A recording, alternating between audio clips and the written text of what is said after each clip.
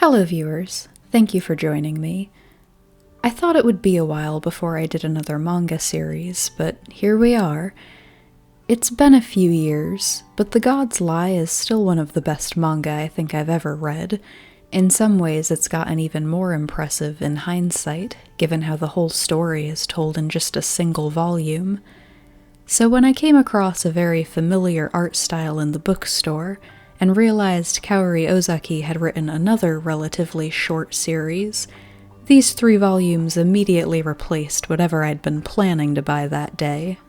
I ran into what's become a pretty familiar problem with The Golden Sheep, in that it can be hard to really discuss a short story without spoilers, so be warned that while this review won't be heavy on the specific details, there are definitely some broader plot points I plan to talk about, including the end and how I feel it came together as a whole. The Golden Sheep is a story of 4 childhood friends. We primarily follow Sugu, who moved away when she was young, though of course the story begins when she moves back 7 years later. Their town had something of a local legend surrounding Sheep Park. They say that if you bury a time capsule under the golden statue in the park, and then dig it up 7 years and 7 months later, your wish will come true. Sugu and her friends are a few months shy of their deadline for that at the time the story starts. Sugu and her 3 friends didn't stay in touch after she moved away, but they all show up when she sends them letters asking to meet up at the park on her first night back. It's a good night, and Sugu ends it excited to start school with them all the next day, but it doesn't take long for her to realize that a lot has changed with her friends during their time apart. First is Asari, who was always sweet, but kind of fragile. No illness is specified, but she was in and out of the hospital a lot as a kid, and missed out on a lot of childhood experiences with her peers because of it, including burying the time capsule with her friends. She wasn't actually there for that. All these years later, things seem to be going really well for Asari. Her health troubles are in the past, her grades are decent, she's joined a club and she has friends, but mentally she never really got over that feeling of always being the one left behind, and though she's not a bad person at heart, she has a petty and selfish side too. Next is Sora, who's also always been kind of sweet and fragile. He's the quiet, introverted dreamer type. Though he denies ever having any real career goals, he's always enjoyed drawing manga. He became an even more serious otaku as he got older and became a prime target for bullies. It's a hobby he's really withdrawn into, and one he's kind of embarrassed to talk about, so he can't even connect with others that way. And as for his number 1 bully, as a child, Yushin would have been the leader of the group. Confident and hardworking, he cared about doing what was right and was the type to stand up to his friends' bullies. But then Sugu moved away, and Asari was placed in a different class for middle school. A family scandal led to Yushin himself being the main target for bullies, and though Sora wanted to support him, he'd never been that good at standing up to people, and couldn't find the right words, so they slowly drifted apart. Of course, just about anything would have been better than saying absolutely nothing, so it's understandable that Yushin felt betrayed.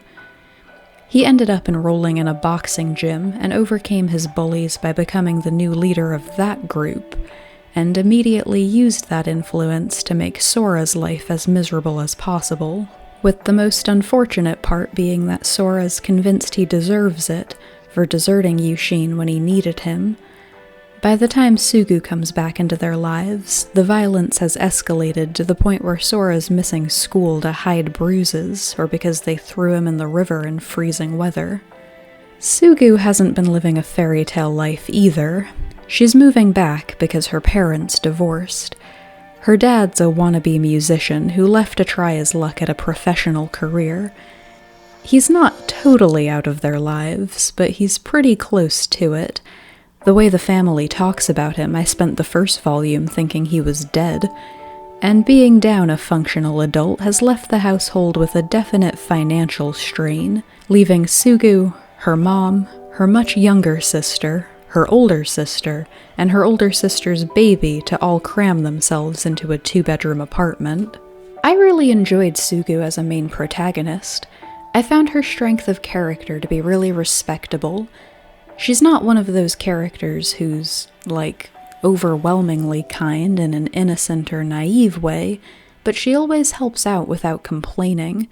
There's a part of her that acknowledges that she's dealing with a lot more than should be expected of a teenager, but she doesn't see any point in complaining. She's managed to remain optimistic and is still willing to give people the benefit of the doubt, even though she could be excused for being a little bitter.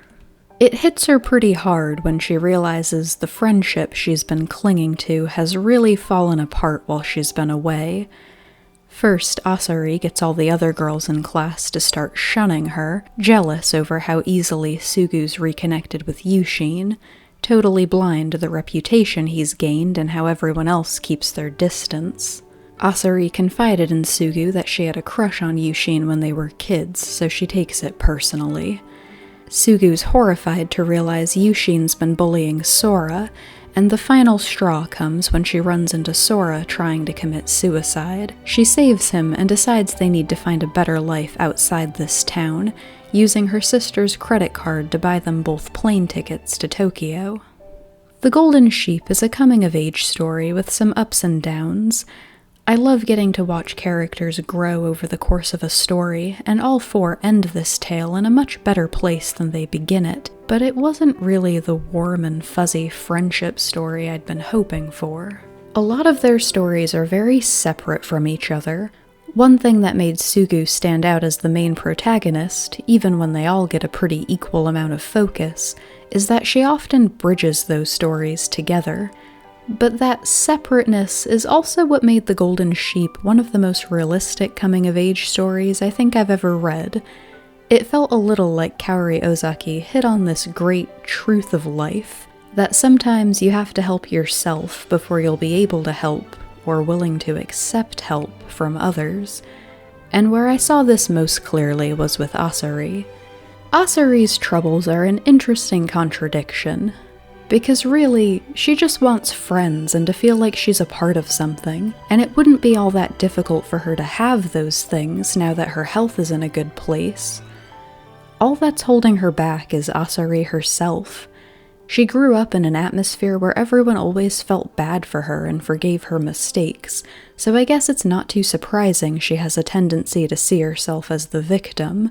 Unfortunately, this means she's quick to lash out over every perceived slight, and she really has no one to blame but herself when she's left alone in the aftermath.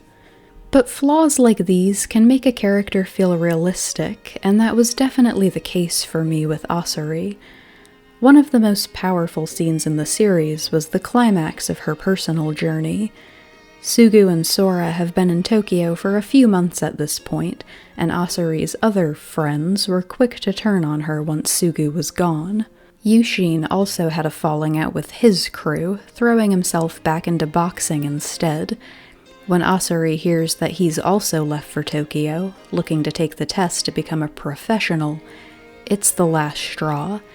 She snaps from guilt over chasing Sugu away into immediately being enraged that they've all left her behind again, which was definitely the most frustrated I got with her over the course of the series.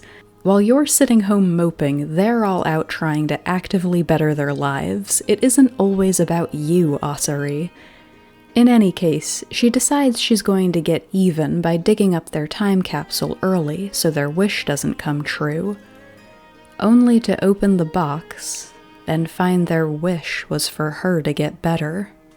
And thankfully, this discovery, that they really were thinking of her all along, even when they were apart, is the kick she needs to start taking accountability for her actions and become a better, happier person herself, ready to welcome them back and make amends when they do return. And the end of her journey was great. It stirred up all the right emotions in me.